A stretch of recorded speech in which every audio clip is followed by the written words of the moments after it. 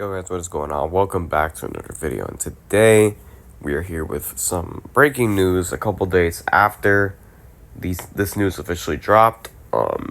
I needed some time to kind of let this sit in with me because although this was the absolutely needed and correct move for the franchise going forward, it is also very, very hard being given the fact that, things were amazing in the beginning, but unfortunately, the course has ran up, and his time is clearly up. So the writing may be smeared a bit, but it's on the wall. And Tua's time in Miami is very likely coming to an end, as he has been benched for the remainder of the 2025 season.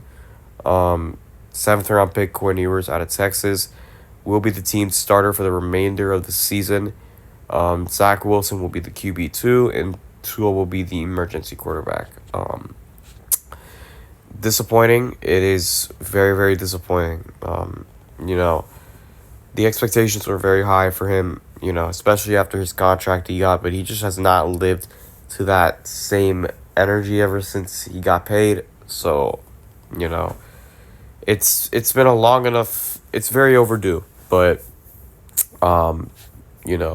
he cost us the season, and a lot of times he cost us games, and overall, it's going to cost you the season when you're 6-8, but you could have been 9-5 if you didn't lose the game for your team in those 3 stupid times. Don't let the stats fool you with Tua. He only had 65 passing yards with an interception in the first 3 full quarters of the game. Pittsburgh let the gas off defensively clearly with his inflation stats numbers. Let it sit in that it was just 2 years ago that Tua led the NFL in passing yards and throwing 29 touchdowns and an 11-6 season for Miami. And he also had that amazing season the year before that in 2022 when Miami ended their playoff drought. So that was great too. But more concussion issues came up in 2024. Tua led the league in completion percentage. The Dolphins went 6-5 whenever he started, but they failed to reach the playoffs due to his absences. So here's the deal. If Tua were to get released, it would cost him a $99.2 million dead cap space hit. But they could break it up over 2 years, but, we'll see how they handle that. They could trade him, and they'll take a $45 million hit, or they wait it out, and they wait until 2027, and they only take $20 million of a hit. So we'll see how they approach this.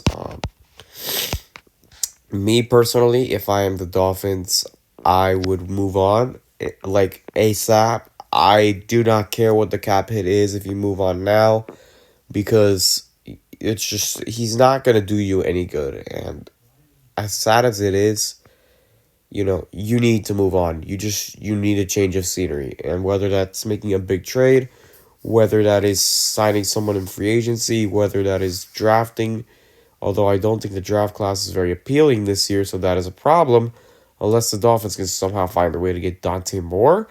There's a lot of question marks. And, I think you need to make some sort of change at quarterback in the offseason.